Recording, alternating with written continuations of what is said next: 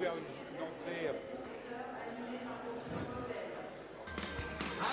Bien, on va commencer cette dernière partie de cette journée. On a regardé ce matin ensemble les questions. Il y avait un jingle, c'est moderne. On a regardé ce matin les questions de générales de santé. On va être plus concentré là sur les questions de la profession. Je vais, en les remerciant beaucoup de leur présence, demander aux invités de monter. Je vais d'abord appeler à tout seigneur, tout honneur, à Monsieur Revel, directeur général de la CNAMS, de bien vouloir monter et s'installer exactement où il veut. Madame Sylvie Escalon, adjointe au sous-directeur de la DGOS, de bien vouloir nous rejoindre. Bonjour madame. Monsieur Hugo Gilardi, directeur adjoint à la sous-direction de la DSS, de venir nous rejoindre. Je vais demander à monsieur Dédou, représentant de l'hospitalisation privée, de bien vouloir nous rejoindre, et également au président de la CNSA.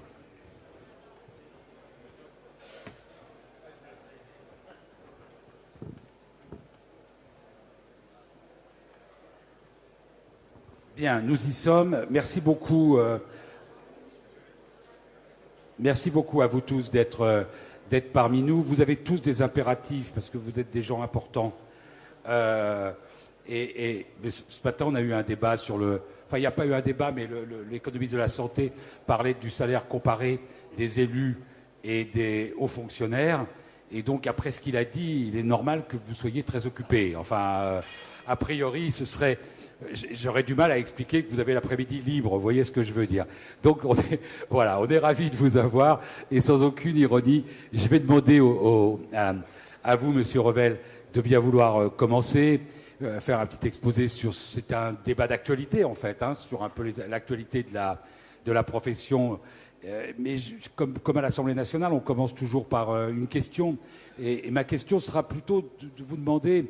Quand on parle, et moi je connais un peu la profession depuis quelque temps, je collabore avec eux, quand on parle à ces chefs d'entreprise, ils ont tout de suite un sentiment dont ils font part, c'est l'idée que c'est une profession moins considérée que d'autres dans le système de soins, et pour dire la vérité, parfois pas considérée du tout. Est-ce que c'est une thématique, j'imagine que c'est pas la première fois que vous entendez ça, et on aurait plaisir à vous entendre initialement sur le sujet et ensuite de manière totalement libre sur ce que vous avez envie de leur dire. Je crois que ça fonctionne, vous pouvez y aller. Bien, d'abord merci beaucoup pour l'invitation. Et donc je vais essayer peut-être, j'ai pas préparé un propos général. Je vais plutôt essayer de rebondir peut-être sur l'interpellation de M. Manot sur le ressenti de la profession. Alors peut-être en commençant par vous dire quelque chose de simple, de direct et de parfaitement sincère. Notre système de santé a besoin des transporteurs sanitaires parce que nous avons besoin de transports sanitaires. J'espère que cette réalité simple, je vous l'affirme, nous sommes dans une évolution des besoins de santé que vous connaissez tous. Nous souhaitons accompagner un virage ambulatoire qui lui-même accompagne un vieillissement de la population, plus de pathologies chroniques, plus de prise en charge, parfois de la restructuration hospitalière qui éloigne certains lieux de soins des zones de résidence des patients. Donc incontestablement, le transport sanitaire fait évidemment partie de l'offre de soins nécessaire, utile. Premier élément, s'il y avait besoin de le redire, je le dis sans aucune difficulté. Deuxième élément, je crois que nous avons quand même, assurance maladie et profession, des relations de dialogue qui sont relativement denses et nourries. Nous nous rencontrons quand même très régulièrement, nous négocions très régulièrement, et il ne me semble pas qu'il puisse nous être instruit un procès en indifférence vis-à-vis de votre profession.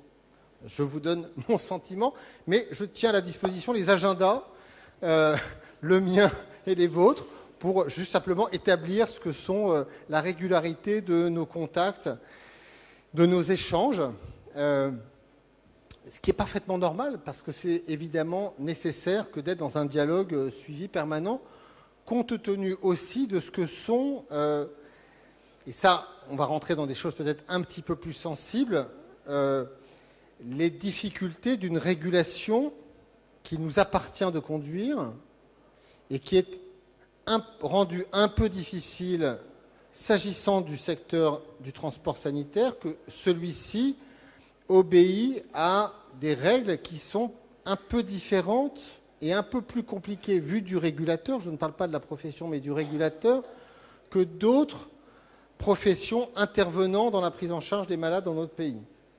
Vous savez que l'entrée sur le marché, l'autorisation d'exercer ne relève pas de l'assurance maladie, puisque qu'il s'agisse des transports sanitaires autorisés par les agences régionales de santé, qu'il s'agisse des taxis, si on parle du TAP, qui relève d'une autre procédure et qui ne relève pas non plus ni de l'assurance maladie, ni des ARS, mais des autorisations de stationnement délivrées par les maires et qu'ensuite nous conventionnons au bout d'un certain temps, 2 années, voilà, nous n'avons pas la maîtrise de l'entrée sur le marché. De même que les tarifs sont conventionnés pour les entreprises que vous représentez, mais pour les véhicules de vos flottes qui relèvent d'un conventionnement, d'un tarif conventionné, c'est-à-dire les ambulances et les VSL. Il y a sur le transport des malades une offre de taxis, dont vous savez qu'elle est devenue maintenant majoritaire, et il y a des taxis dans les flottes de beaucoup des entreprises qui ont par ailleurs des ambulances et des VSL. Le monde n'est pas aussi contrasté que ça, avec les taxis d'un côté, les VSL, les ambulances de l'autre, en termes d'organisation économique. Et là, pour le coup, nous sommes dans une régulation tarifaire qui est compliquée par le fait que nous partons d'un tarif préfectoral que nous ne fixons pas et dont nous ne maîtrisons pas non plus les indexations. Deuxième élément qui rend cette régulation un tout petit peu compliquée, il y a parfois des sujets, et c'est notamment un sujet qui nous occupe beaucoup en ce moment, sur lequel nous avons du mal, alors même que nous devons répondre mieux à ce sujet, c'est la garde départementale. J'en parle parce que c'est un sujet sur lequel une négociation est aujourd'hui ouverte. Et d'ailleurs, si on remonte un petit peu dans le temps, c'est une négociation qui s'est inscrite dans un avenant qui a été signé en 2017. La CNSA ne l'a pas signé, mais elle a été partie prenante de cette négociation, qui avait abouti à une micro-mesure paramétrique dont nous étions tout à fait conscients qu'elle n'aurait pas un impact décisif sur l'économie de la garde départementale, je vous le concède. Mais nous avions pris date en disant on se donne une année pour essayer de voir ce que les expérimentations qui ont été mises en place dans le cadre d'un article d'une loi de financement de la sécurité sociale de 2012, l'article 66, qu'est-ce que ces expérimentations donnent.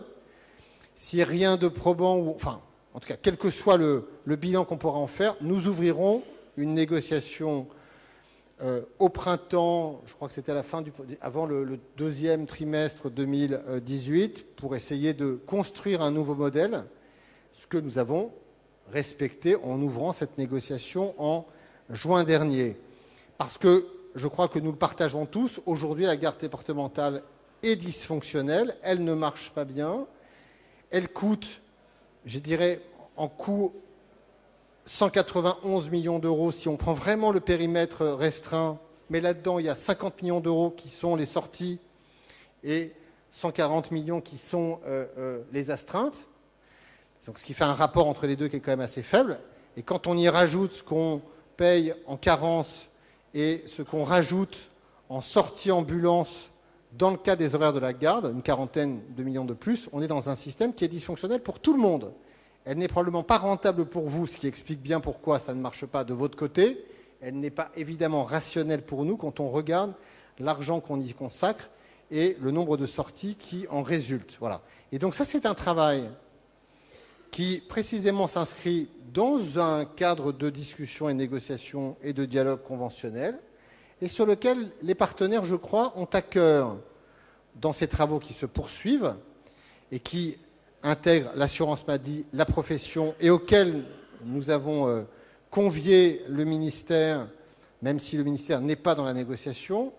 C'est un travail que nous souhaitons mener dans cette configuration-là pour essayer de reconstruire un modèle, une gouvernance de la garde départementale qui nous permette de repartir sur des bases économiquement saines pour vous et qui soient plus efficaces en termes de rapport entre la dépense et le service rendu.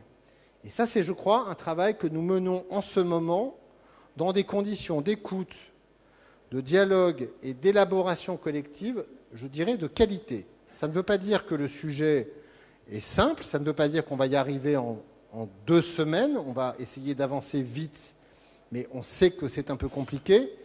Mais c'est en tout cas un travail que nous voulons conduire pour le faire aboutir et de pouvoir reconstruire un système pérenne qui ait du sens pour tout le monde. Puis je termine par finalement un petit peu ce qui est le point urticant derrière votre question. C'est que vous nous dites, l'assurance maladie, vous êtes un peu, quand vous nous regardez, vous considérez que nous sommes un poste de dépense et notre seule préoccupation serait de faire des économies. Voilà. Et donc nous avons en effet, et quelque part je l'assume, oui, en effet, une responsabilité de régulation. Alors pourquoi? Juste d'un mot, parce qu'il faut aborder les choses un peu au fond. Pourquoi nous exerçons cette responsabilité? Pourquoi nous avons cette forme de vigilance? Parce que d'autres systèmes de santé, qui est un bon système de santé, qui couvre quand même très bien quand même le risque, qui permet quand même aux assurés sociaux d'être très bien pris en charge, et sur un panier de soins très très large en France. Et si je pouvais taquiner un tout petit peu, le transport sanitaire est pris en charge par l'assurance maladie à plus de 90%, on doit être à 94%, ce qui est normal parce que c'est des affections de longue durée. Dans d'autres pays, le transport sanitaire n'est pas pris en charge, dans bien d'autres pays, par le payeur public. Ça relève d'assurance privée, bien souvent. On n'a pas fait ce choix en France. Et quand je fais un lien avec les ALD, ça a du sens de dire que quelqu'un qui est en affection de longue durée, qui doit avoir des transports pour une hospitalisation, une consultation, un soin récurrent, soit pris en charge dans son transport, parce que sinon, il pourrait, même si on pourrait discuter de quelques cas individuels, avoir une difficulté pour accéder à ce soin hospitalisant. Donc je pense que ça fait partie des éléments forts de notre modèle. Donc, je ne suis pas en train d'en parler pour le mettre en doute, mais plutôt pour souligner que c'est important, mais ça n'est pas si courant. Si on veut que ce modèle perdure, et je pense que ça a du sens qu'il perdure pour les patients, je pense que ça a aussi du sens qu'il perdure pour les professionnels de santé et les entreprises que vous représentez. Ça a du sens, en termes médicaux comme en termes économiques, que l'assurance maladie soit là et reste là et finance assez fortement le système. Il faut qu'on l'équilibre, ce système. C'est qu'un système, à un moment donné, qui vit en déficit, c'est un système qui, forcément, à un moment donné, subira, d'une manière ou d'une autre, des ajustements paramétriques, systémiques, qui réduiront la couverture du risque, nécessairement. Et quelque part, dans les précédentes années, même si ça n'a pas touché prioritairement le transport, ça s'est un peu produit quand même. Parce que quand on regarde bien, même si la part de l'assurance maladie dans le total des dépenses, les fameux 200 milliards, est restée à 78% et est restée stable sur 10 ans, cette stabilité du taux moyen, il a dissimulé un effet qui est plus de patients en ALD, donc mieux pris en charge, qui a masqué un effet qui a été des déremboursements qui sont intervenus au fil de l'eau par des participations, des franchises, du forfait hospitalier, etc., etc. Donc, ça n'est pas un risque théorique.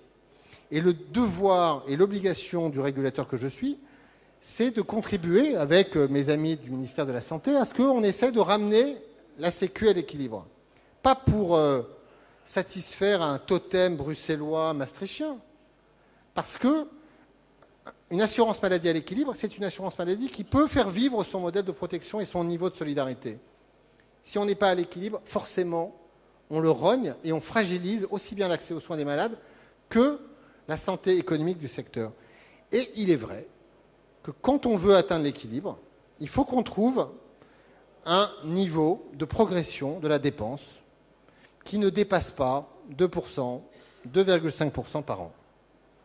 Parce que nos recettes, qui sont en gros, quoi qu'on dise, les salaires, un peu de TVA, un peu de CSG, mais la CSG c'est quand même beaucoup les salaires, ça progresse autour de 2%, de 2,5%, 3%. Alors, du coup, quand on veut tenir l'Ondam à 2,5%, on regarde un petit peu ce qui fait la progression de la dépense. Et quand on a un poste comme celui des transports sanitaires qui augmente selon les années, là c'était 3,5%, mais il y a eu des années à 4-5%, on sait qu'il y a des raisons qui justifient que ça progresse. Mais on sait qu'il y a aussi, dans ce taux de progression, des éléments, des facteurs d'explication qui forcément doivent appeler notre intervention. Je ne vais pas être beaucoup plus long, mais quand même, on a par exemple des effets d'offre. On a par exemple des départements où la part des ambulances dans le transport des malades est très au-dessus de la moyenne nationale. Vous savez que la moyenne nationale, elle est un peu en dessous de 40%. On a des départements qui sont plutôt les gros départements. Je mets de côté la région parisienne où il y a un effet parisien qui brouille tout, mais on prend le Nord, le Rhône, Bordeaux, Nice, Marseille, Toulouse. On est sur une part de l'ambulance qui est très au-dessus de la moyenne nationale. Voilà, il y a des effets d'offre. Il y a, pour être très clair, à nos yeux, des malades qui sont transportés en ambulance qui pourraient être transportés en TAP. Voilà. Vous avez par ailleurs des effets prix. On a aujourd'hui un différentiel tarifaire taxi VSL qui est un sujet pour nous et qui nous amène dès lors, mais oui, mais le taxi, vous savez, il a augmenté dans sa part parce que aussi des entreprises que vous représentez, spécialisées en transport sanitaire, peut-être parce que le VSL n'était pas suffisamment rentabilisé, ont développé une offre de taxi extrêmement forte. Et avec, me semble-t-il, des optimisations de sortie des véhicules selon la distance que nous observons. Et donc, on a des sujets de convergence, je ne sais pas si le terme convergence, en tout cas de rapprochement tarifaire entre les deux. Ce qui nous amène à avoir en ce moment des discussions avec les fédérations de taxis, avec lesquelles ensuite, parce que c'est ainsi que le droit le prévoit, nous allons conclure des négociations départementales pour essayer de tenir un peu mieux ce poste. Voilà. Mais notre préoccupation, c'est important de le partager avec vous, ça n'est pas que vis-à-vis de vous, parce que vous êtes prescrit. Donc forcément, nous avons aussi vocation à intervenir auprès des prescripteurs en ville, dans les établissements. Je pense qu'on reviendra sur ce sujet.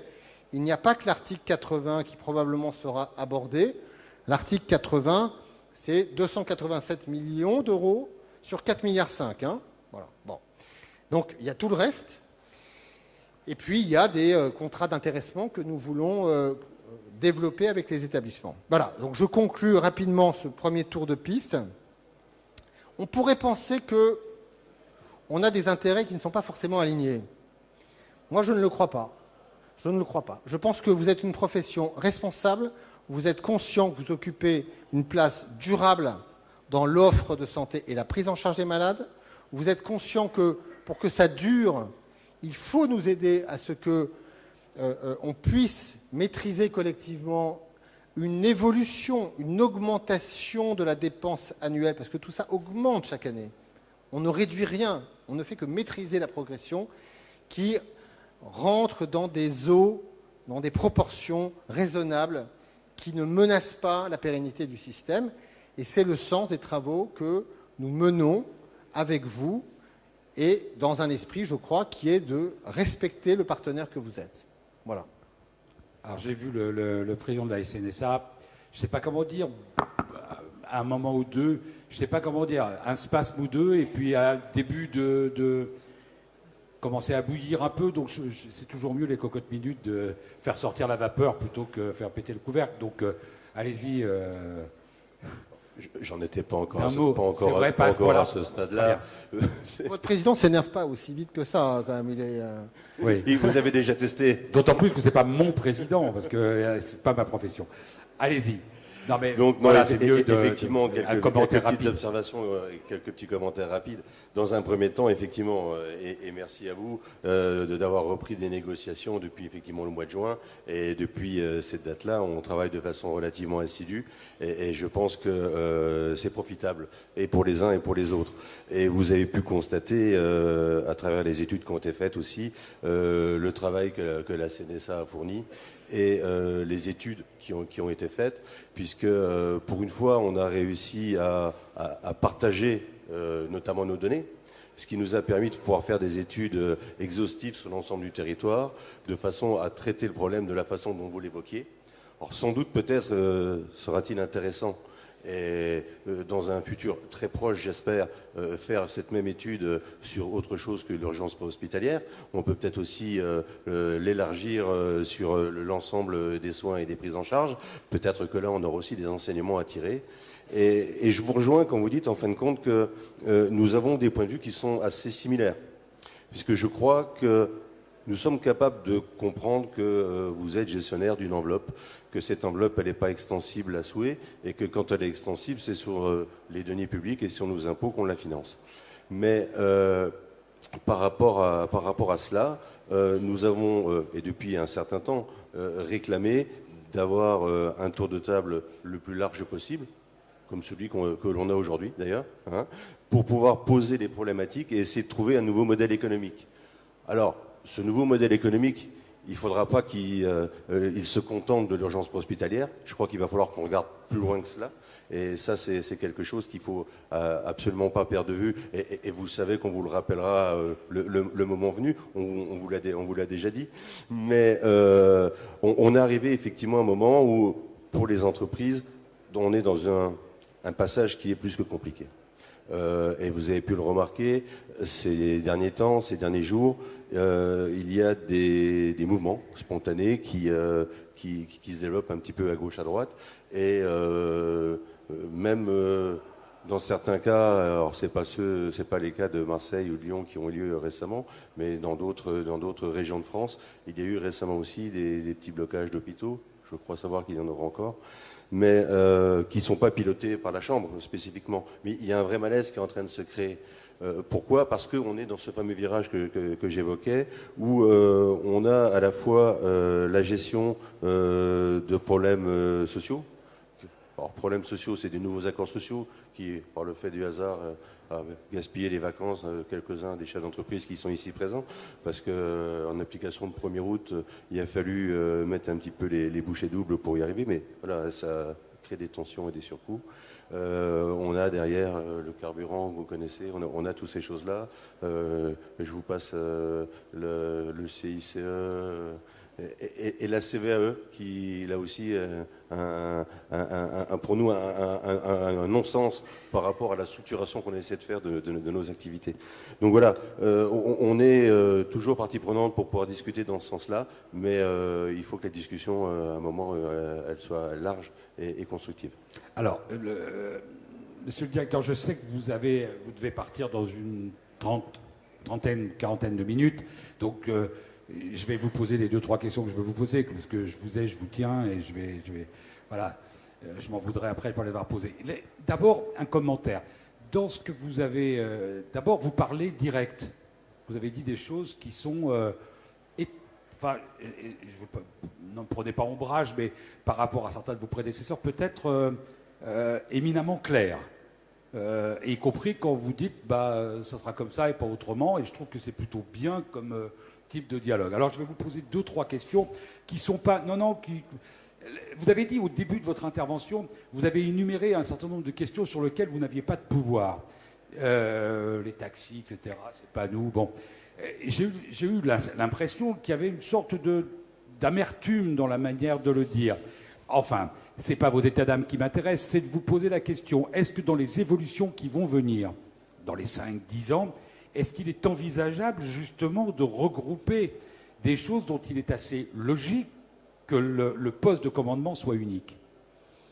Alors là, je vais quand même être moins franc et direct, parce que c'est pas des réformes non plus qui relèvent de ma responsabilité. Ça relèverait, je ne sais pas si c'est de la loi ou du décret. Bon, il y a deux familles de sujets. Il y a la question de l'autorisation sur voilà, la flotte, les autorisations d'exercice, d'exploitation de nouveaux véhicules, ambulances et VSL. Ça relève aujourd'hui des agences régionales de santé et non pas des caisses primaires. Honnêtement, cette question pourrait se poser. Elle pourrait d'autant plus se poser qu'on se l'est posée.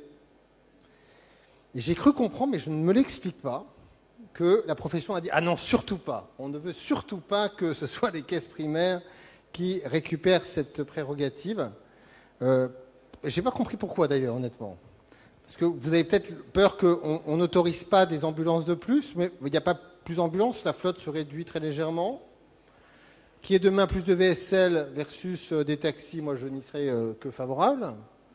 Je n'ai pas bien compris pourquoi. Bon. Mais ça me paraîtrait plutôt, je dirais, plutôt assez logique. Je suis persuadé que les ARS en seraient d'accord. Moi, je suis prêt à le prendre. Voilà, c'est un exemple, pour le coup, celui-là, je m'avance.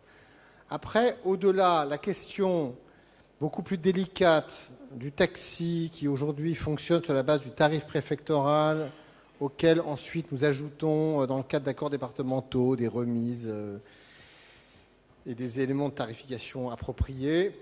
Passer les taxis dans un tarif conventionné déconnecté du tarif préfectoral est un sujet, je dirais, trop sensible pour que je prenne position. Moi, ce qui m'importe à un moment donné, c'est de pouvoir négocier ce que nous essayons de faire, des éléments de rémunération spécifiques qui s'ajoutent au tarif préfectoral et qui nous amènent sur un poste, le taxi, dont vous savez que pour le coup, lui, il augmente de 6 à 7% par an, hein, de sorte que les taxis sont passés, vous le savez, devant les ambulances. On est à 42% du poste versus...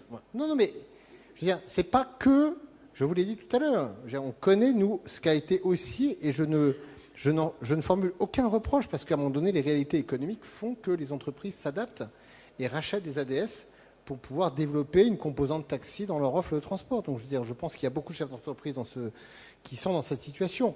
Et quelque part, ce mouvement-là a aussi alimenté l'augmentation de la part du taxi se consacrant à une activité de transport.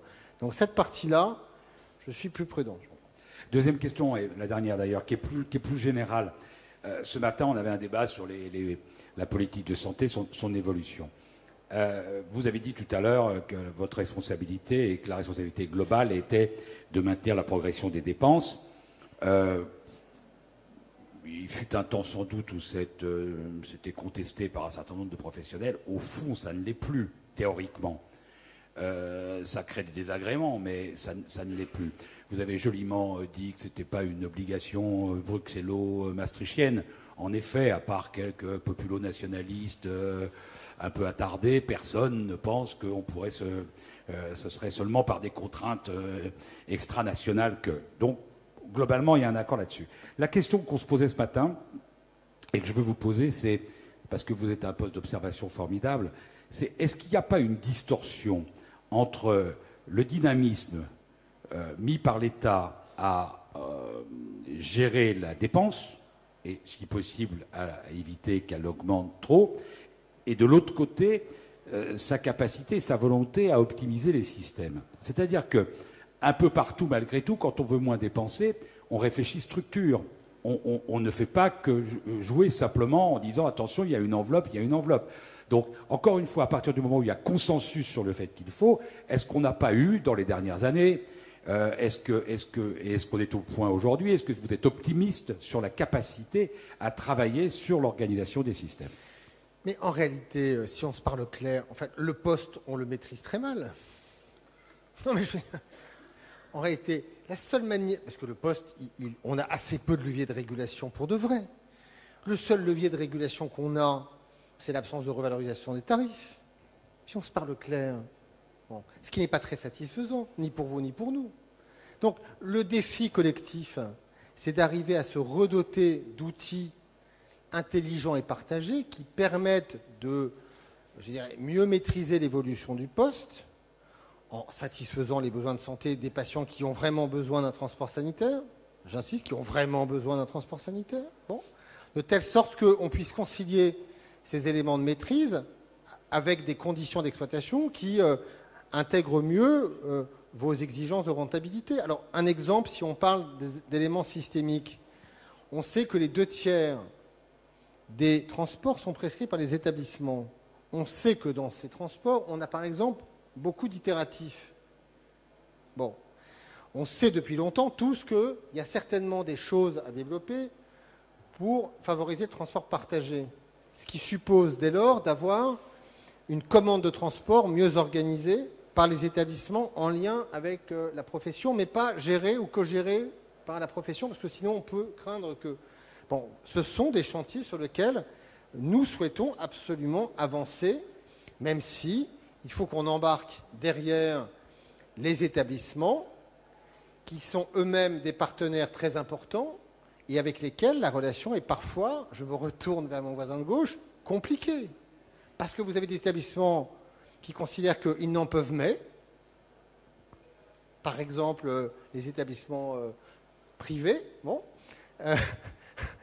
Vous avez des établissements publics qui sont d'accord, mais qui ont du mal à embarquer leurs services pour que la commande de transport soit mieux organisée. Donc on a un gros boulot, mais pour répondre à votre question, c'est évidemment la voie qu'il faut suivre et sur laquelle on saura, si on y arrive mieux demain, mieux piloter le poste de manière plus intelligente et plus respectueuse de vos équilibres économiques. Merci beaucoup. Merci. Madame Escalon, on y va Ah oui, très bien. Donc, vous représentez la DGOS. En gros, pour ceux qui ne sauraient pas, vous êtes chargé finalement de mettre en œuvre les politiques publiques, de les faire appliquer et d'anticiper peut-être les enjeux et les défis. Le transport sanitaire, ça fait partie d'un enjeu, c'est un défi? Merci. Déjà, d'abord, merci de cette invitation. On a été, lorsque la DGOS, donc la Direction Générale de l'Offre de Soins, a été donc invitée par le Président, nous avons bien volontiers accepté, dans ce temps, j'allais dire particulier, de venir à ce congrès. Et je remercie donc au nom, bien sûr, de la direction, de directrice générale Cécile Courrèges, et également du sous-directeur Thomas Deroche, qui n'a pas pu être là aujourd'hui et donc je représente avec plaisir. Alors vous me parliez d'enjeux, effectivement pour nous le paysage actuel est en pleine évolution. Si vous le permettez, je vais juste faire un petit élargissement de l'horizon en disant, et je m'en voudrais de ne pas le faire à ce moment-là, on est à quelques jours d'annonces importantes du président de la République sur la transformation du système de santé, le 18 septembre, vous le savez, et donc qui ont été effectivement importantes pour tout le monde de la santé, avec des axes de transformation donc qui sont importants et qui parfois, et dans plusieurs des cas, vous concernent directement. Notamment deux axes de cette stratégie que je vais me permettre de citer résonnent beaucoup avec les enjeux du transport. Placer le patient au cœur du système et ainsi que la qualité de sa prise en charge, c'est l'axe 1 de cette transformation Ma Santé 2022.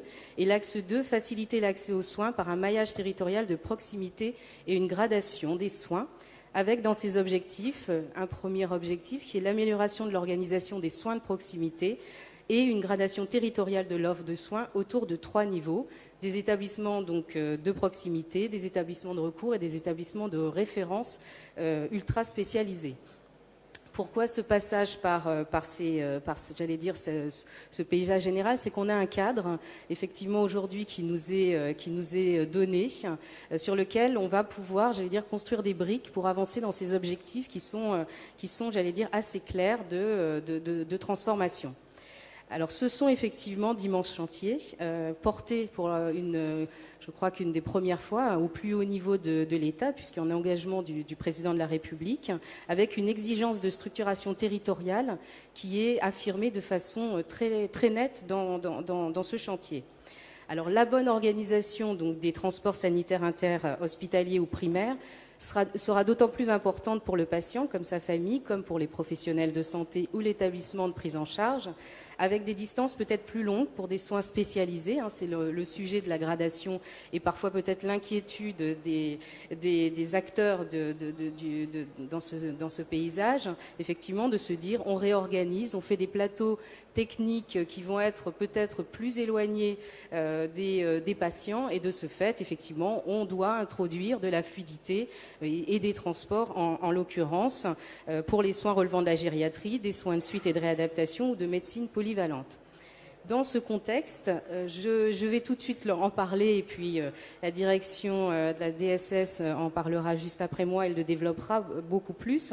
La mise en œuvre de l'article 80 est une réforme que nous suivons avec attention. Il est particulièrement important qu'il n'y ait pas de rupture de prise en charge du patient.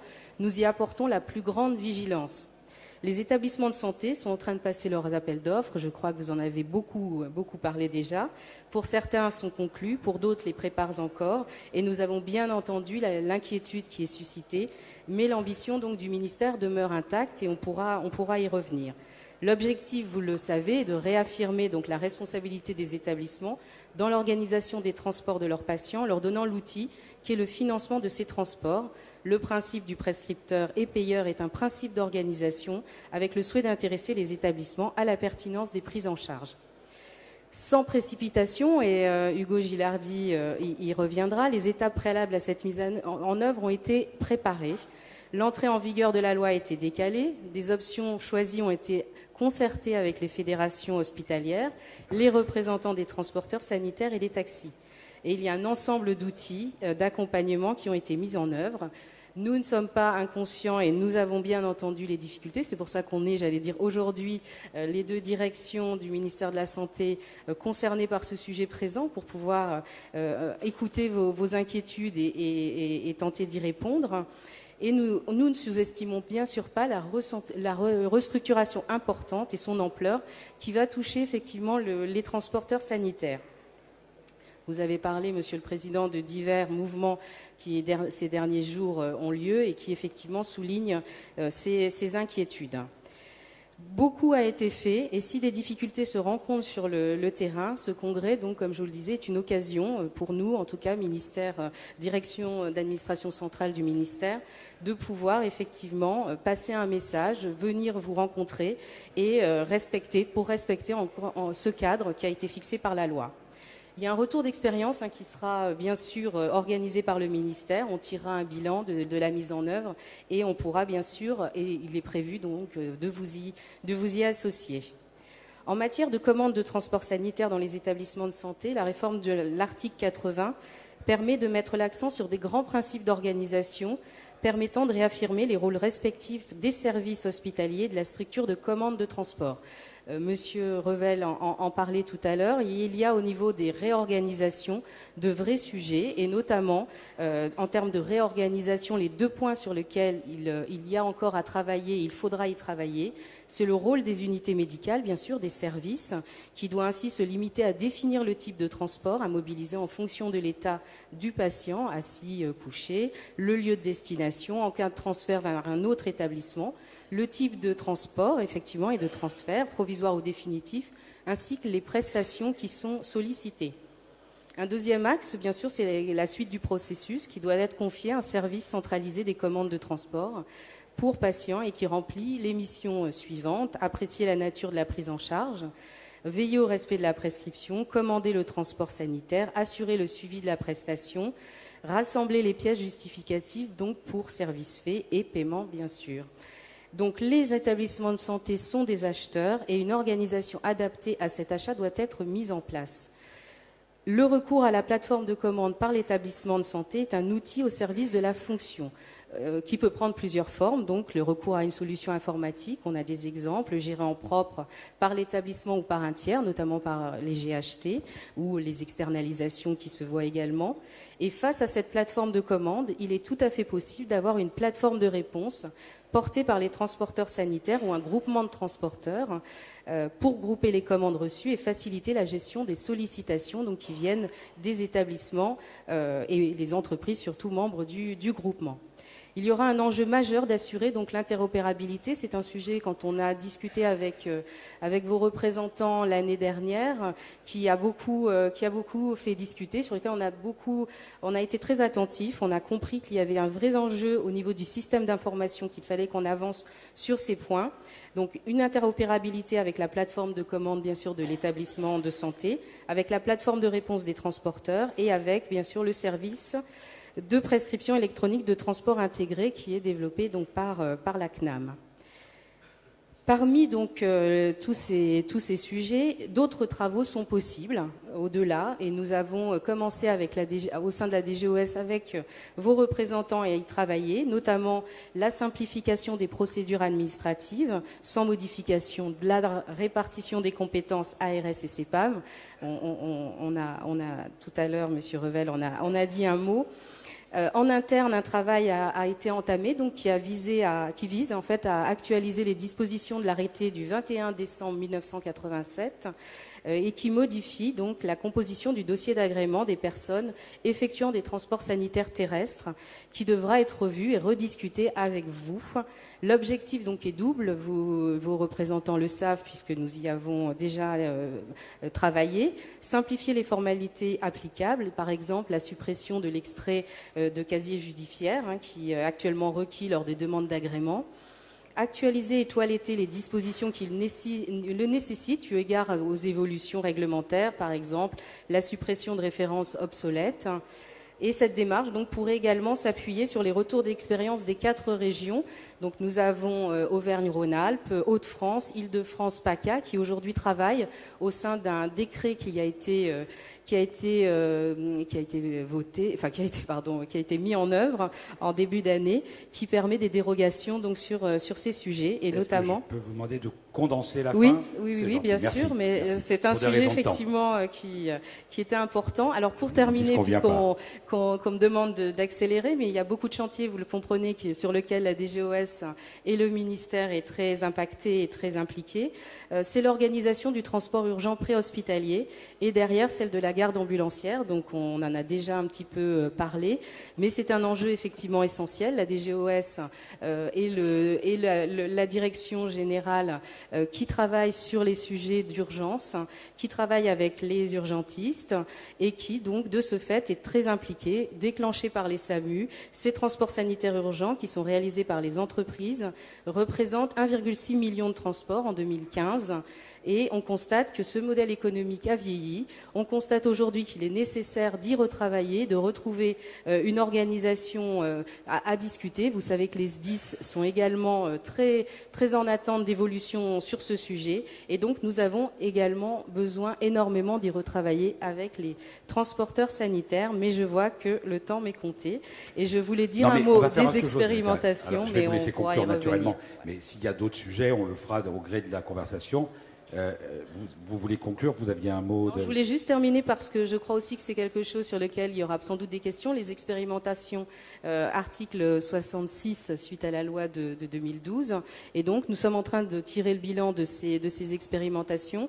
Nous avons déjà quelques axes qui se dessinent et qui pourront nous aider là aussi dans tous les sujets de réorganisation qu'il faut que nous enclenchions dans le domaine du transport. Eh bien, maintenant, vous allez expérimenter le commentaire du président de la SNSA. La première des choses et le premier commentaire, c'est que c'est impératif que l'on se voit plus souvent. Parce que, vu l'étendue des chantiers que vous avez évoqués, je ne suis pas certain qu'on ait l'information de la totalité des chantiers en route. Donc je pense que c'est important que l'on se revoie et que l'on puisse travailler ces choses-là, parce que je suis convaincu que c'est en se mettant autour de la table et que d'évoquer sans peur l'ensemble des sujets qu'on puisse avancer de façon cohérente.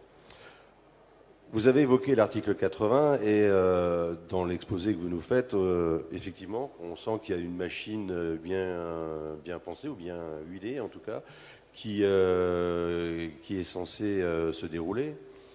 Vous savez que les ambulanciers et la Chambre nationale étions opposés à la mise en place de cet article 80. Et là, on y est.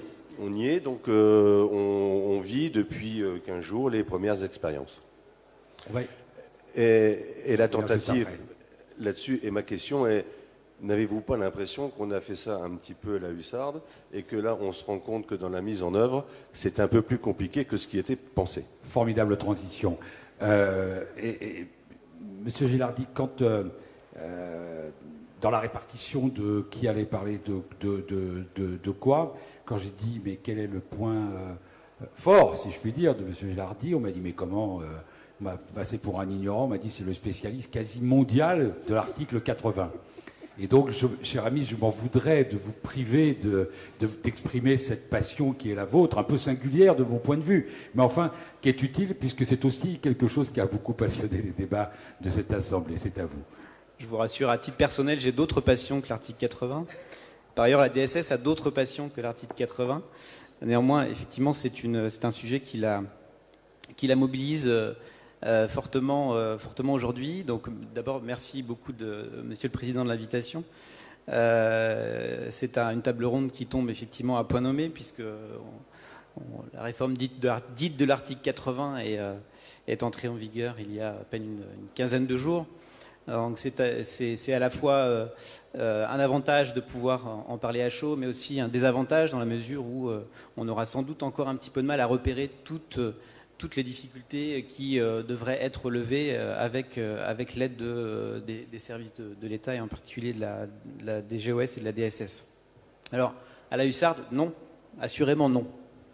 Je rappelle que l'article 80, c'est pas la LFSS 2018, c'est la LFSS 2017. On en a parlé dans la LFSS 2018, mais précisément pour se donner encore un petit peu de temps, une dizaine de mois, pour peaufiner les réglages, approfondir le dialogue entre nous et les fédérations d'établissements, entre nous et les représentants des transporteurs. Et pour le coup, j'ai l'impression que l'on est allé, dans la construction du décret en particulier et dans la rédaction de l'instruction qui est avec, assez loin dans les échanges. En tout cas, nous, côté de la DSS, on n'avait pas encore eu un dialogue aussi approfondi avec les représentants du secteur. Alors, c'était effectivement pas forcément sur un des sujets les plus simples, mais en tout cas, on a bien apprécié la manière dont les choses se sont déroulées, dont les choses se sont dites, vous nous les avez dites, et on a essayé du coup, avec le temps que la loi nous a donné, et le temps supplémentaire que la loi nous a donné, de construire un accompagnement aussi honnête que possible, aussi précis que possible, sur les choses qui étaient connues de nous. Il se trouve qu'effectivement, quand on conduit ce type de réforme, tout n'est pas connu de nous tout de suite. Et on découvre, y compris 15 jours après la mise en œuvre de la réforme, des sujets nouveaux qui se posent et qui doivent être traités avec la responsabilité des uns et des autres. Alors, je ne voudrais pas laisser penser qu'on est dans l'ignorance de ce qui se passe sur le terrain. Au contraire, donc on a la chance de pouvoir s'appuyer sur les agences régionales de santé qui nous donnent des indications sur la manière dont ça se passe. Donc on a les résultats d'une enquête dite flash qu'on a réalisée auprès des agences qui nous montrent que précisément les choses ne sont pas encore en place. Et c'est déjà une indication forte, c'est-à-dire que les appels d'offres, qui sont le cœur de la réforme, sont encore en cours pour nombre d'entre eux, près de 2/3 d'entre eux. Et je ne parle pas d'infructuosité, je parle de procédures en cours. En conséquence, c'est difficile aujourd'hui de se dire que les choses ne fonctionnent pas. Il y a des territoires où ça fonctionne, où les résultats attendus sont acquis, avec des marchés qui sont conclus sur un contenu qui, semble-t-il, satisfait à la fois les établissements et les prestataires de transport. Et puis il y a d'autres endroits où soit la procédure n'est pas allée au bout, soit il y a une infructuosité, donc le dialogue doit continuer. Donc je voulais articuler mon propos en deux points. D'abord, quelques rappels sur les attendus de la réforme pour que les choses soient bien claires. On a eu l'occasion de l'écrire, de le dire, de s'en parler. Mais je pense que c'est important de revenir à la motivation du dispositif qu'on essaye de mettre en place. On parlait tout à l'heure de est-ce que c'est de la régulation financière ou est-ce que c'est de l'amélioration organisationnelle. Je vais peut-être tirer un peu contre mon camp, mais quand on voit le montant que ça représente, donc 287 millions d'euros, c'est-à-dire 5% des dépenses de l'assurance maladie consacrées au transport, j'aurais du mal à considérer qu'on allait résoudre avec cette proportion les sujets de régulation qui ont été présentés tout à l'heure par le directeur général de la CNAM. Donc c'est pour nous avant tout une réforme de pertinence, une réforme d'organisation. Le fondement, c'est de donner aux établissements la responsabilité pleine et entière du financement, certes, mais surtout de l'organisation des transports. Les deux vont avec. On a très longtemps essayé d'amener les uns et les autres vers des organisations autour de la notion de plateforme, de commande, de dispositifs alliant prescription, facturation et mise en relation de l'offre et de la demande sans y parvenir véritablement, même en mettant en place des dispositifs d'intéressement. Il y a des bonnes expériences, mais on en a tiré la conclusion qu'il y avait sans doute nécessité d'aller au-delà dans la construction du dispositif et donc de mettre en responsabilité les établissements sur l'ensemble de la chaîne. Donc, on attend d'abord des résultats organisationnels, à la fois sur la formalisation des demandes de transport, sur la traçabilité de l'activité hospitalière et sur la distinction entre ce qui est payable par les établissements et ce qui est payable par l'assurance maladie, ce qui aujourd'hui est quand même extrêmement complexe, et surtout une meilleure organisation des entrées et des sorties et une mise en relation beaucoup plus efficiente entre les établissements et les transporteurs. Donc beaucoup nous ont dit que les outils ne sont pas encore en place et que donc, ne pouvant pas atteindre cet optimum, il fallait prendre le temps et décaler la réforme. On raisonne dans le sens inverse, en se disant que c'est parce que les uns et les autres seront mis en responsabilité que les outils vont se mettre en place. Donc, s'agissant du périmètre, je pense que c'est là aussi un sujet important. Je ne reviendrai pas sur la question de la masse financière en jeu, juste pour vous dire que nous rappelons que les établissements de santé disposent des moyens pour financer les transports en question. Hein, la question a été posée. On a bien assuré un transfert de masse financière de l'enveloppe soins de ville vers les établissements qui, du coup, disposent, selon des mécanismes différents en fonction de l'activité donnée, court séjour, soins de suite et psychiatrie, des moyens de facturer à l'assurance maladie de quoi payer les factures que vous leur envoyez. C'est un dispositif qui ne cache rien et qui a été calibré de manière à ce que les choses soient en adéquation entre les ressources et les charges supportées. Je pense que, mais si ça n'est pas le cas, il faut impérativement que vous puissiez nous le dire.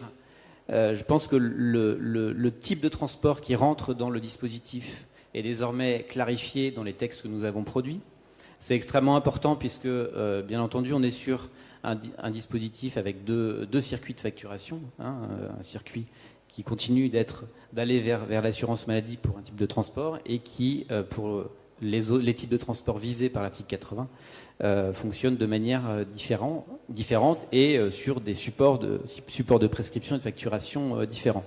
C'est un élément clé. Si sur cette partie-là, c'est pas clair, il faut impérativement qu'on se le dise et que nous travaillions ensemble pour que ce le soit.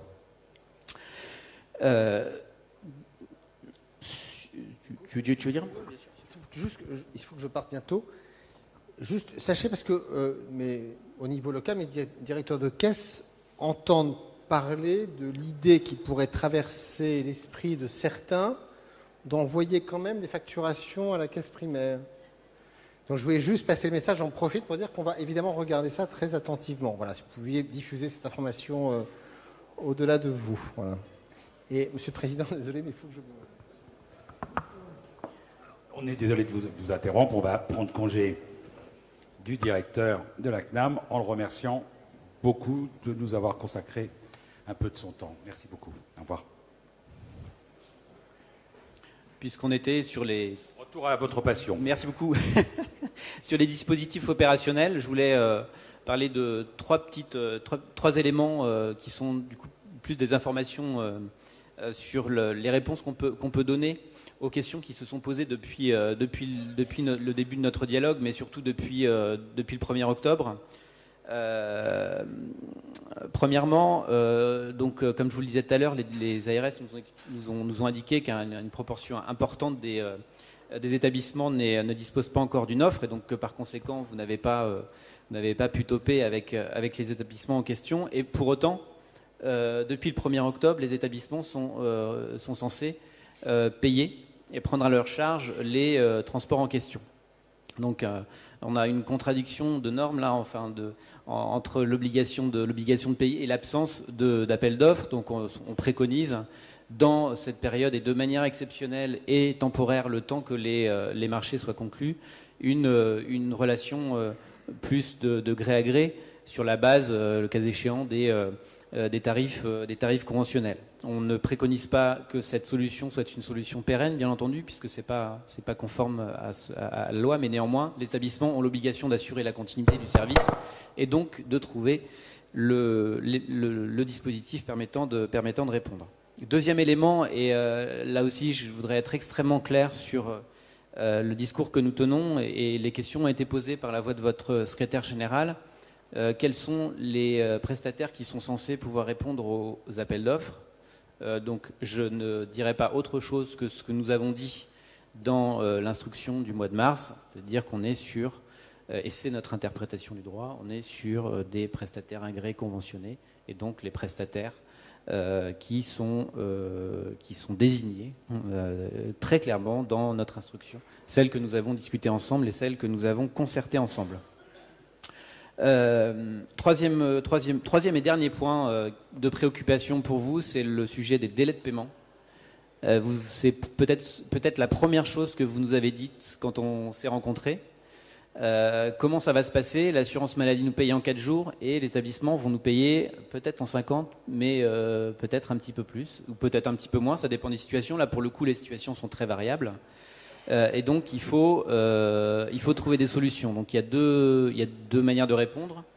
Une réponse à court terme qu'on a expérimentée avec l'assurance maladie dans une région qui est de se dire parfois les établissements peuvent avoir des difficultés de réponse. Et donc pour assurer les avances de trésorerie, il y a une chaîne qui se met en place de l'assurance maladie vers l'établissement et de l'établissement vers les prestataires. On est totalement ouvert avec l'assurance maladie pour travailler sur ce dispositif qui permettrait au moins d'amorcer la pompe. Je pense qu'une fois les choses mises en œuvre et compte tenu du fait qu'on est quand même sur une proportion de transport relativement restreinte, les choses devraient se réguler. Par ailleurs, l'exigence d'un paiement rapide peut aussi faire l'objet d'une discussion ou de la discussion entre les prestataires et vous. En tout cas, je pense qu'il ne faut pas qu'on laisse passer ce sujet-là parce que pour vous et pour vos entreprises, c'est majeur dans la manière dont vous pouvez percevoir la pertinence du dispositif. À plus long terme, ça rejoint ce que je vous disais tout à l'heure, je pense que le fait d'amener les établissements vers une réflexion globale sur l'organisation de la fonction de transport doit embarquer le sujet de la facturation dans une logique de performance, en particulier lorsque les plateformes de commande seront en place. Pour nous, c'est une conséquence. La capacité à bien facturer est une conséquence du fait que les choses sont correctement organisées sur le plan de la commande et de la mise en relation entre l'offre et la demande. Donc j'espère avoir traité au moins les 2-3 sujets qu'on a repérés, nous, en lien avec les agences et dans les relations qu'on peut avoir avec vous et les établissements. D'autres questions se posent pour les établissements et donc d'autres réponses ont été données aux fédérations. Sachez que, encore une fois, on a vraiment le souci de l'accompagnement. On a des petits bras. Pour vous illustrer les choses, donc moi j'ai une personne à la DSS qui travaille sur le sujet, donc ça veut dire que on est fortement mobilisé et on a vraiment envie que ça marche, parce qu'on pense que c'est un dispositif qui est favorable pour l'usager et aussi pour les établissements et pour les transporteurs. Dominique Huneau, une réaction. Vous avez été plutôt contre cet article 80. Deux questions. Est-ce que ce n'était pas une frilosité face à un nouveau monde inévitable? Et deuxièmement, est-ce que, à l'amorce, au début de son application, est-ce que c'était si terrible que ça? Alors, c'était pas seulement de la frilosité. Non, je pense que c'est un vrai problème d'équilibre dans la structuration de la demande qui constitue notre marché. Donc, c'est une modification en profondeur de ce qui se passe. Même si les volumes estimés, qui sont pour nous un peu sous-estimés, ne sont pas aussi significatifs, puisque bon, vous parlez de 288 millions, nous on est plus sur une base de 4 à 500. Donc là aussi, on verra quand on aura un peu plus d'expérience, mais voilà, donc c'est quand même pas significatif, et c'est surtout assez déstabilisant au niveau des activités de nos entreprises. Et ça peut être d'autant plus déstabilisant que selon les secteurs géographiques, selon les structures hospitalières, certaines entreprises vont être impactées de façon significative par cette mesure. Donc c'est loin d'être neutre, et c'est pour ça que la Chambre s'était battue. Et il est vrai que nous avons travaillé de concert, même si à un moment il faut se rendre à l'évidence, l'article 80 il est là, il est ordonné, donc il faut qu'on s'y plie. Donc on a essayé effectivement de mettre en place ce qu'on pourrait considérés comme des garde-fous par rapport au déploiement de ce nouveau concept, de ces nouvelles pratiques. Et on a effectivement bien avancé et bien travaillé en commun sur le sujet. Par contre, on a une problématique qui se pose, c'est que quand on arrive sur la mise en application au niveau des GHT, on se rend compte qu'on est un petit peu éloigné des discussions qui avaient pu être les nôtres. Et notamment sur la qualité des appels d'offres, où je ne vous cache pas que la plupart de nos adhérents qui nous ont fait remonter des appels d'offres, on se rend compte que pour nous, elles ne correspondent pas ni aux discussions que nous avons eues, voire pas au cahier des charges, et parfois même pas au décret. Donc, et ça pose effectivement des problématiques qui sont relativement importantes, parce que la question qu'on se pose, c'est comment devons-nous réagir par rapport à cela? Parce que là, on est sur...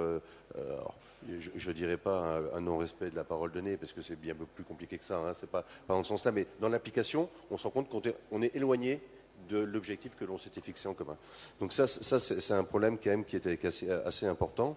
Je laisserai mon voisin parler sur les transferts d'enveloppe, loin de moi de m'immiscer dans ce domaine-là.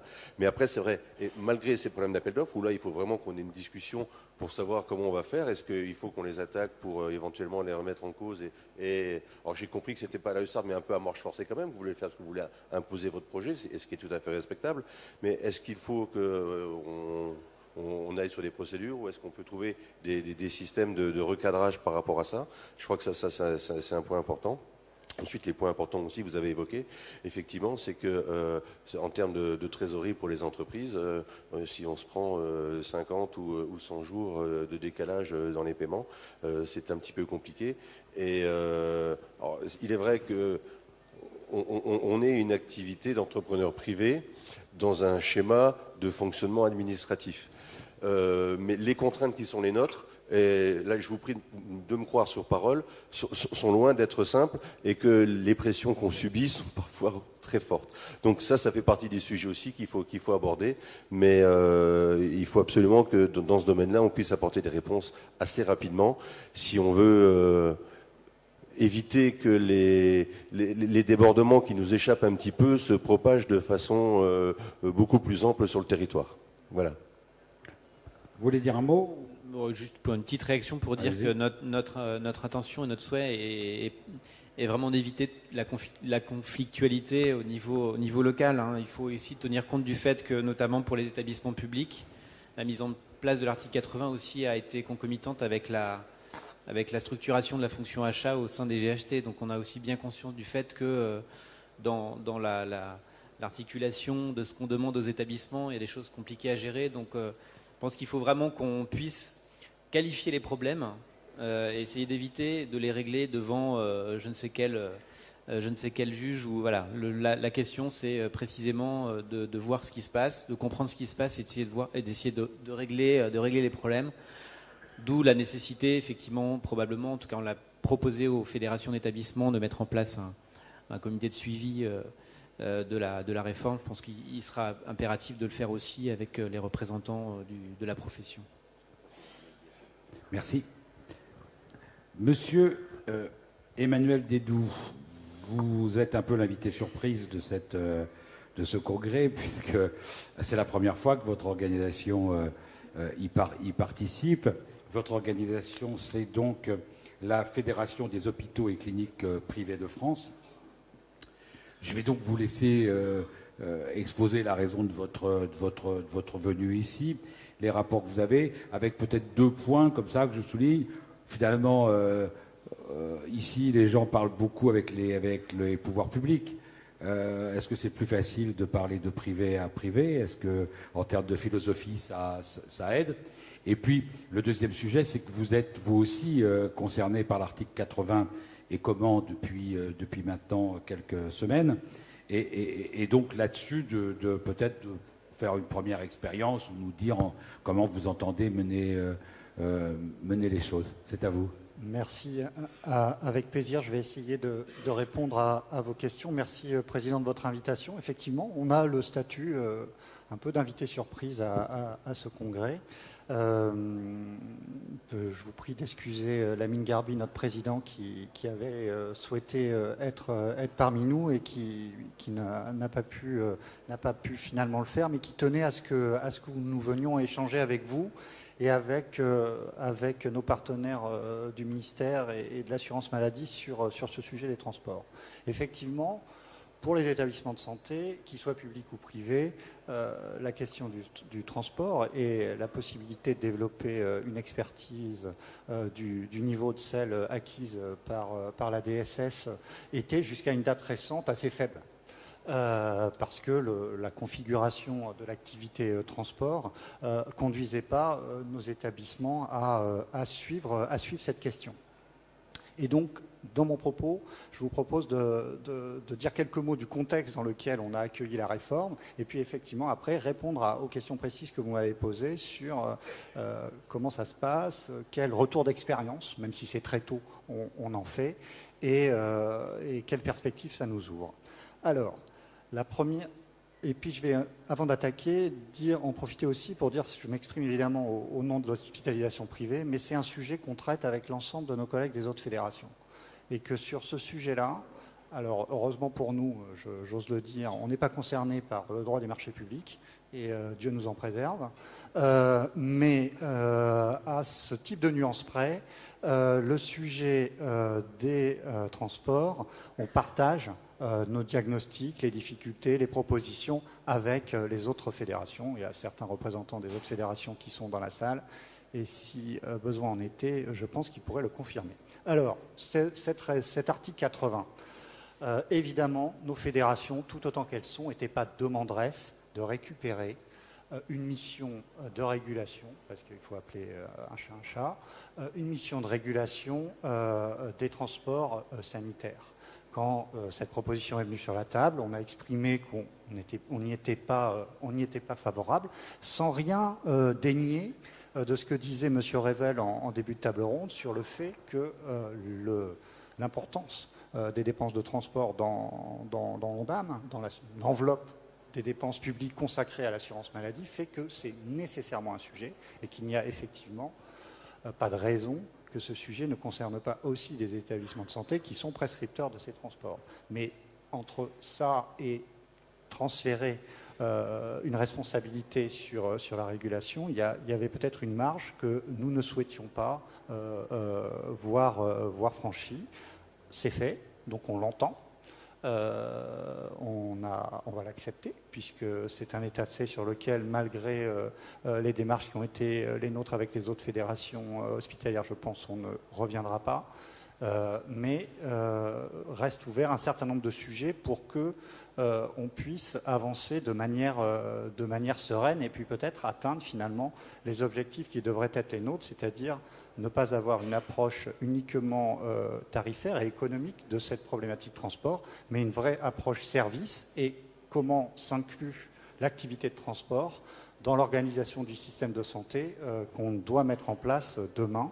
Et vous le disiez, madame, il y a 20 minutes, le 18 septembre, le président de la République a tracé les grandes lignes de ce qu'il attendait de la transformation du système de santé. Et il ne fait pas de doute pour nous, Fédération d'hospitalisation privée, que le besoin de transport n'ira pas en baissant et qu'il y a une vraie réflexion à avoir sur la place qu'il aura compte tenu des mutations en cours dans notre système de santé et puis de l'évolution épidémiologique. La première difficulté qu'on a, peut-être avec la mise en place de cette réforme, c'est que nous, on ressent, dans la période qui a précédé la mise en œuvre, et je ne reviens pas du tout sur ce que vous disiez, M. Gilardi, tout à l'heure, effectivement, on a pu échanger et essayer de préparer du mieux possible l'échéance du 1er octobre. Nous, on a perçu dans cette phase initiale, avant le 1er octobre et maintenant, peut-être un déficit sur l'information, la communication, l'explication vers les patients. Jusqu'à présent, on n'en a pas beaucoup parlé là, à cette table, mais le processus qui est mis en œuvre avec l'article 51 conduit les établissements à intervenir dans la gestion de la fonction transport, dans la commande de transport, dans l'appréciation éventuellement sur sa pertinence. C'est se leurrer que de ne pas reconnaître qu'il y a un impact sur le patient, que les questions ne se posent plus tout à fait de la même façon, et que donc ce sujet qui n'était probablement pas tellement évoqué dans la relation entre nos patients et nos équipes dans les établissements, maintenant il va l'être. Et la réalité aujourd'hui, c'est que nous, il faut qu'on s'en débrouille. Je n'ai pas vu, mais peut-être il y a des choses qui m'ont échappé, qu'il y a eu un plan de communication et d'explication qui a été porté par les pouvoirs publics pour nous aider à accompagner cette mutation. Et je pense qu'en fait, il y a un sujet sur le patient, puisque si on perd de vue, il y a aussi quelque chose qu'on perd de la capacité d'atteindre des résultats qu'on se fixe. J'ai pas non plus, mais là, je reconnais très volontiers mon ignorance, complètement la perception que les associations de patients ou autres aient été du coup concertées pendant la période qui a précédé. Après, la difficulté qu'on a aujourd'hui, on n'est pas loin après le 1er octobre, c'est que même si on a travaillé, on a amélioré les choses entre le début des discussions et aujourd'hui, où l'appréciation économique de l'enveloppe concernée, on est passé à peu près du simple au double. Entre les premières estimations et celles sur lesquelles on est parti pour mettre en œuvre aujourd'hui, on est passé du simple au double. On n'est pas complètement rassuré sur le fait qu'on ait eu un calibrage suffisamment précis de ce que ça représente. Et ce n'est pas du tout trivial dans ma bouche.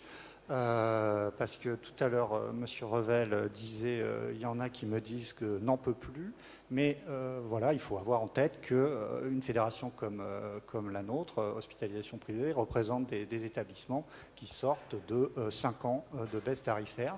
Donc nous, notre problème, ce n'est pas tout à fait le même que celui de M. Revel, ce n'est pas de savoir comment on accompagne une augmentation de 2,5, c'est de savoir comment on gère une baisse de revenus. Donc s'il y a un petit problème sur le calibrage du transfert d'enveloppe, ça va avoir un impact très concret. Donc ça, on pense que c'est un sujet prioritaire pour cette démarche dont vous parliez, M. Gilardi, tout à l'heure, à l'instant, de suivi de la réforme. C'est ultra important. Je vais essayer d'aller rapidement. Ça l'est d'autant plus, et ça c'est quelque chose qu'on conteste, que pour certains de nos établissements, les disciplines psychiatrie et soins de suite réadaptation, on n'est pas sur un système où l'établissement facture un forfait à l'assurance maladie en plus du séjour de soins pour le transport, mais le coût du transport a été intégré directement dans le prix de journée de l'établissement. Et donc ça ne nous va pas. Nous, on pense qu'on ne peut pas asseoir sur la durée l'accompagnement de la montée en puissance d'intervention des établissements de santé sur les transports en se disant mais il n'y a pas de problème, c'est un panier de linge sale, tout est dans le prix de journée. Dans 2 ans, dans 3 ans, plus personne ne saura nous dire sur les 90 € du prix de journée qu'est-ce qui est quoi. Et on pense que ce n'est pas une bonne façon de fonctionner. C'est pas, ça répond peut-être pas, même pas, à l'exigence qu'on partage tous, et je n'ai pas de doute là-dessus, sur la transparence et la lisibilité des dispositifs. Ce sujet, on l'a sur le SSR, on l'a sur la psychiatrie, on l'a probablement aussi sur l'HAD, parce que pendant la période de concertation, hospitalisation à domicile, on se disait c'est hors périmètre de la réforme. Quand on regarde attentivement le décret et quand on regarde attentivement les instructions qui ont suivi, ce n'est pas tout à fait aussi clair.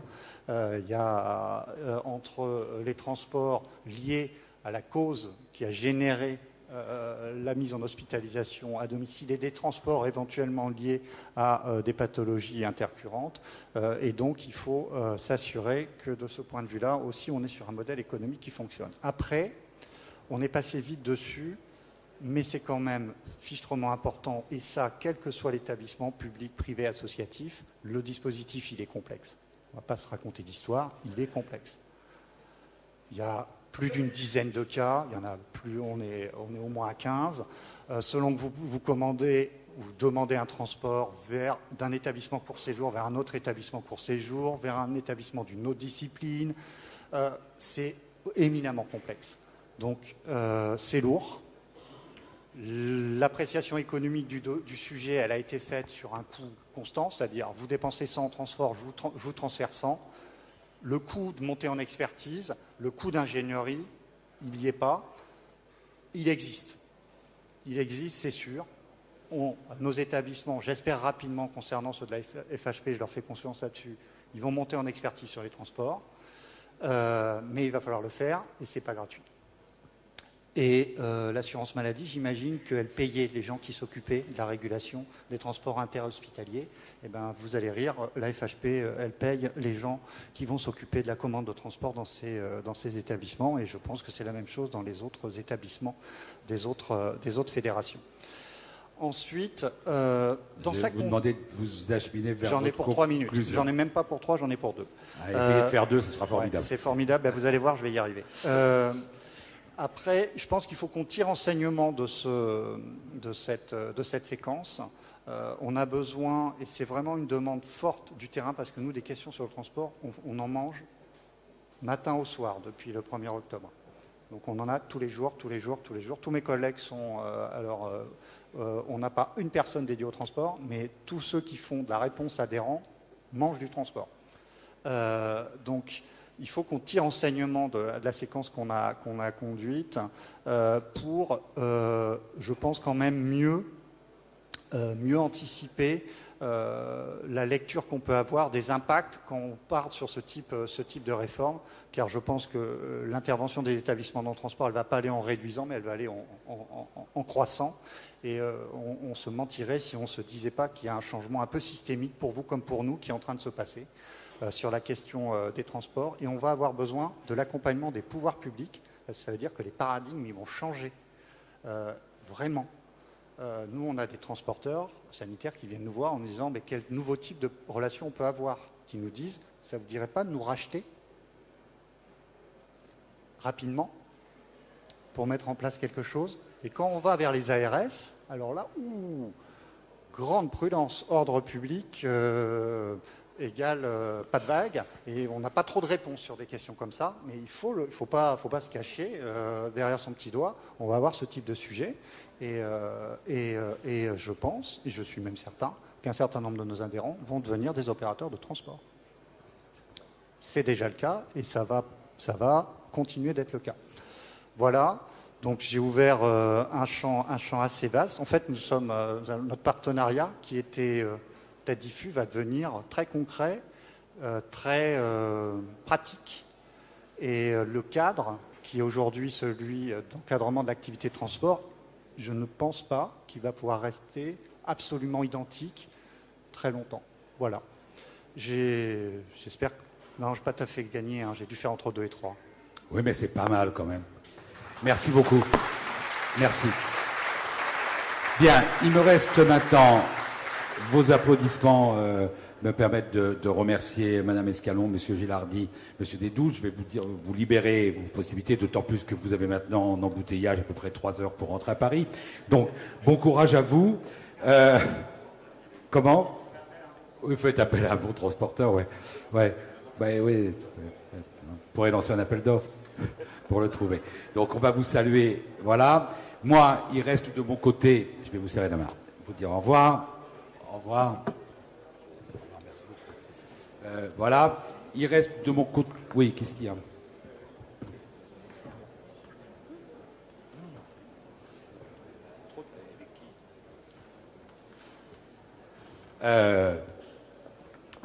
Il me reste, moi, personnellement, avant de conclure, à vous remercier de cette confiance renouvelée pour animer vos travaux. C'est avec plaisir que je l'ai fait. Vous dire qu'il y a une soirée ce soir jusqu'à 21h dans le hall avec les exposants. Vous dire que j'aurai bonheur à vous retrouver l'année prochaine, que je vous souhaite bon courage. Et je cède la parole à votre président pour conclure ces journées de travaux. Dominique Huneau, vous avez la parole. Merci Jean-Luc. Alors, avant de vous faire part de mes observations, de mes conclusions sur ce 65e congrès de la Chambre nationale des services d'ambulance, je vais tout d'abord commencer par la partie des remerciements. Et tout d'abord, remercier l'ensemble de nos partenaires qui étaient présents avec nous aujourd'hui, la CNAM, la DGOS, la DSS, la FHP. Je crois que ça fait en tout cas bien longtemps qu'on n'a pas pu avoir autour d'une même table l'ensemble des interlocuteurs pour pouvoir débattre de façon aussi claire et aussi directe de nos problèmes qui deviennent de plus en plus des problèmes communs, ce qui est enfin devient une bonne chose. Je tiens aussi à remercier les économistes qui sont intervenus. Donc, Monsieur Kervasdoué, qui nous a fait une intervention générique ce matin de haut niveau, Marc Basset de KPMG, qui, comme chaque année, nous éclaire de son suivi attentif de la profession et de nos contraintes économiques, Nicolas Mariotte pour l'exposé sur le monde de l'ambulance et sur la vie qui est la nôtre et sur ce qu'elle est et sur ce qu'elle pourra devenir. Naturellement, Jean-Luc, qui maintenant fait partie de la famille depuis presque un certain temps et qui est toujours aussi efficace dans la gestion des imprévus. Donc, merci Jean-Luc. L'ensemble des intervenants de la Chambre. Et là, je fais notamment allusion à tout le travail des commissions qui a été fait jeudi après-midi. Vous avez pu voir qu'à la Chambre, quand même, il y a beaucoup de gens qui sont investis, qui travaillent et qui sont vraiment au fait des dossiers et qui les suivent de près. Vous avez pu voir qu'ils savent gérer les situations même un petit peu compliquées. Mais ça fait partie aussi des choses et des rôles d'une fédération comme la nôtre. On doit savoir accepter des fois des points de vue ou savoir écouter des points de vue qui sont différents, même si, à notre avis, ils arrivent avec un peu de retard et que je ne suis pas convaincu que la désorganisation soit le meilleur outil pour obtenir ou pour arriver à ses fins. Tout le monde a le droit aussi de s'exprimer et vous avez pu constater qu'à la Chambre, ça ne nous posait aucun problème. Un grand merci aussi à l'ensemble des exposants. Il faut savoir que nous ne serions pas là sans eux. Et vous avez pu voir qu'ils ont encore su répondre nombreux cette année à leur participation au congrès de la CNSA. et j'ai été encore une fois impressionné cette année aussi par la qualité, notamment des stands qui sont mis à votre disposition et qui vous attendent. Des fois aussi du contenu des stands. Hein, j'en ai vu certains qui avaient déjà bien contourné pour savoir ce qu'il y avait derrière les barrières. Apparemment, certains bars et certaines restaurations étaient de leur goût. En tout cas, un grand merci à l'ensemble des exposants. Un merci à l'ensemble des membres, conseil d'administration, bureau et adhérents. Vous étiez encore cette année nombreux à participer à l'ensemble de nos débats. Et enfin aussi un merci appuyé à la commission congrès et à Thomas notamment pour tout le travail d'organisation qui a été nécessaire pour qu'on puisse vous réunir aujourd'hui dans les meilleures conditions. Voilà. J'oublierai pas naturellement les permanents qui aujourd'hui, mais tout au long de l'année, font fonctionner la Chambre nationale et qui sont toujours à votre écoute et à votre disposition pour pouvoir vous renseigner et éventuellement vous orienter pour que vous puissiez trouver les réponses que vous recherchez. J'aimerais aussi rappeler la qualité des débats qui ont eu lieu pendant ces 2 jours. Je crois que nous pouvons, en toute objectivité, dire que nous avons eu des débats de haut niveau, avec des intervenants pertinents qui, à la fois, savaient de quoi ils parlaient et qui étaient suffisamment documentés ou renseignés pour pouvoir vous donner des éléments les plus factuels possibles, les plus frais possibles et les plus concrets possibles. Vous avez pu remarquer que nous n'avons eu peur d'aborder aucun sujet. Il est vrai qu'en plus, dans la période que nous traversons, les sujets sont multiples. Mais je crois que nous les avons tous évoqués, que ce soit les appels d'offres, l'article 80, l'UPH, les négociations conventionnelles, les accords sociaux. J'espère que nous avons aussi réussi à vous orienter pour trouver des pistes de réflexion qui vous permettront, quand vous serez de retour dans vos entreprises, de guider vos choix, si possible, dans la meilleure direction. Alors c'est vrai, nous vivons une période compliquée. Nous vivons une période compliquée dans notre activité, mais aussi dans le monde qui l'entoure, puisque nous nous rendons compte que le contexte autour de nous est de plus en plus mouvant et que tous les critères que nous regardons font que nous savons que dans l'avenir, nos concitoyens auront de plus en plus besoin de nos services. Pourquoi ?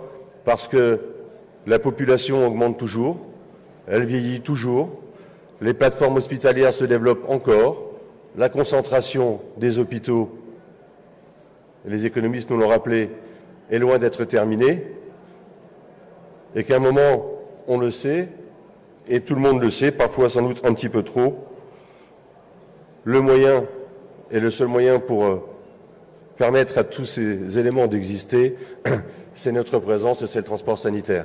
C'est nous qui pourrons faire en sorte que ces réformes puissent aboutir de façon concrète et efficace. À tout ça, naturellement, il y a aussi des contreparties.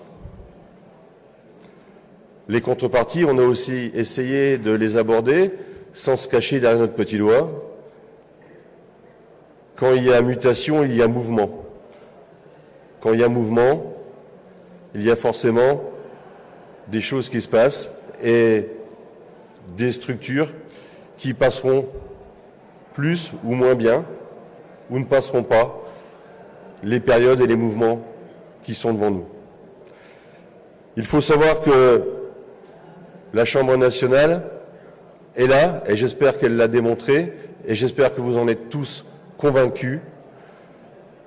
Elle est à vos côtés, elle met en œuvre tout ce qui est possible de façon à pouvoir vous apporter le maximum d'éléments, que ce soit à travers nos réunions d'information, les séances de formation, tous les efforts qui ont été faits sur la communication, puisque j'espère que vous êtes maintenant tous des assidus de notre newsletter qui a été mis en place et qui n'est que le premier pas vers tous les progrès qui sont faits en termes de communication.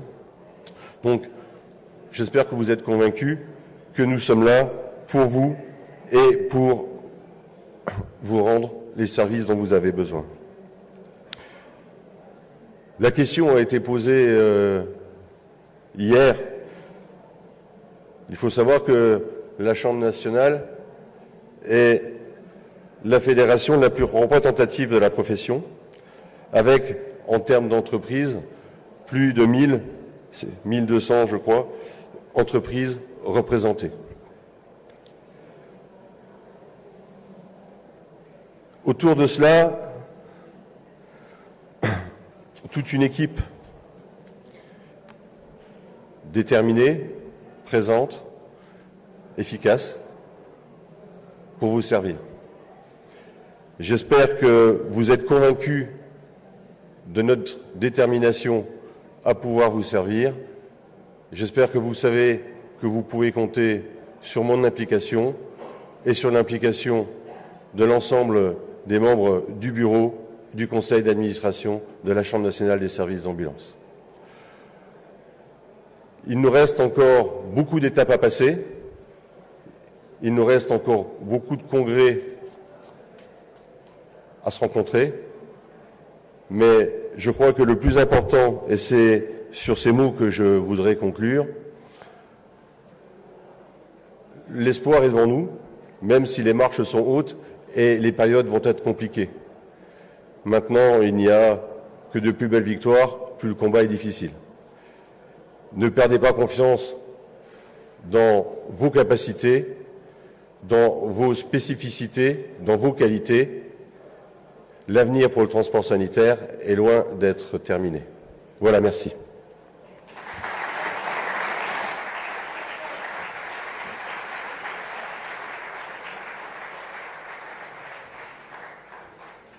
Et passez une bonne nocturne.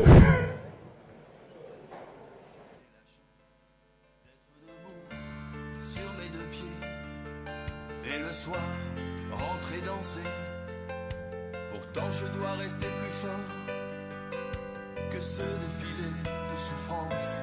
Parce que demain, j'irai encore au volant de mon ambulance, chercher l'adolescence qui assume ses rêves, jusqu'à donner naissance par le sang et la sève à des vies d'innocence, des bébés qui se lèvent, engendrés par l'enfance pour prendre la relève. Chercher le vieux barbouze oublié de ses guerres, au troisième chambre douce, hôpital militaire. Il cherche son épouse, des galons sur ma blouse. Il me croit déserteur, je l'emmène au champ d'honneur. Avec une croix de vie pour tout blindage, j'irai sur tous les naufrages. Le jour où je n'y croirai plus, on sera sauvé ou foutu. Dans les océans de larmes, jamais coulé, moi je plongerai pour les rendre moins salés. Chercher l'enfant blessé par la folie des hommes, sur les voies défoncées, autoroute du Rhum. Chaque jour acharné, chaque jour l'ambulance, mais au bout du kiné une piste de danse. Chercher l'homme d'affaires après un jeudi noir, où près de ses artères la couleur du dollar. Il misera sur son fils, vivra d'autres indices, et le coup de son cœur connaîtra d'autres valeurs. Avec une croix de vie pour tout blindage, j'irai sur tous les naufrages. Le jour où je n'y croirai plus, on sera sauvé ou foutu. Dans les océans de larmes, jamais coulé, moi je plongerai pour les rendre moins salés. Ce côté de la barrière, je me sens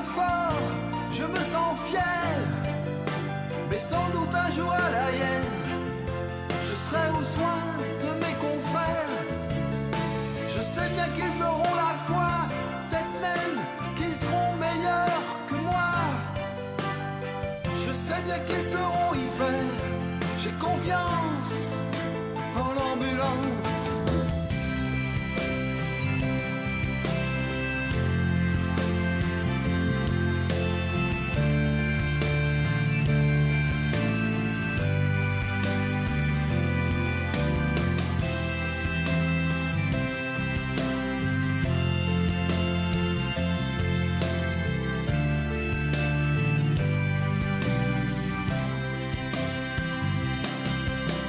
Avec une croix de vie pour tout blindage, j'irai sur tous les naufrages. Le jour où je n'y croirai plus, on sera sauvé ou foutu. Dans les océans de larmes, jamais coulé, moi je plongerai pour les rendre moins salés. Avec une croix de vie pour tout blindage, j'irai sur tous les naufrages.